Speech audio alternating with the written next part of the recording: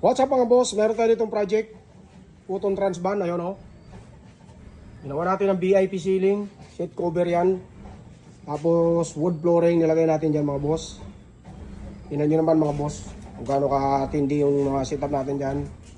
Tapos yung design ng kanyang ceiling oh. Hindi yan diamond kasi lahat na yata ng banyo naka-diamond design. Kakaiba yung nilagay natin dyan. Plain black tapos may design sa gitna. Tapos ito yung wood flooring. Tingnan natin sa kabilang side. Dito mga boss, nilagay natin to ng engine bay cover mga boss. Na mayroong 4 na bottle holder. Tapos yung design niya oh. Yan, malupit din yung design niya mga boss. Tapos ito yung wood flooring na nilagay natin. Step board, nilagyan din natin yan. Wood flooring. Yan ang napakatindi. Tapos ang seat cover na pinili niya, beige at green combination. Ayun ang nilagay natin mga boss. Tapos sidings, nilagyan din natin yan. Ayan ang design. Tapos check natin dito mga boss sa sliding. Ayan o. Naka-sidings din yan.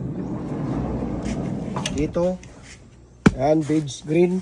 Tapos hanggang sa likod yan mga boss. Ayan o, naka-sidings yan mga boss. Yan o. Hanggang sa likod. Tapos wood flooring mga busing ko. Yan na. Tapos yung harap. Mga busing ang harap. Yung libre na neck pillow. Tapos yung seat cover na nilagay natin mga boss. Hanggang dyan. Mga busing ko. Napakasulit mga boss.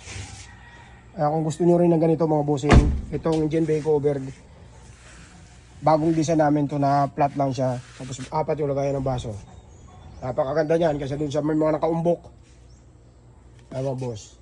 Tapos ceiling yan hanggang sa harap yan mga bossing ko. Mga bossing ko, kung gusto nyo ng ganito, message lang kayo sa aming Facebook page. Magawa na kayo. Dahil napakaganda ng mga setup dito.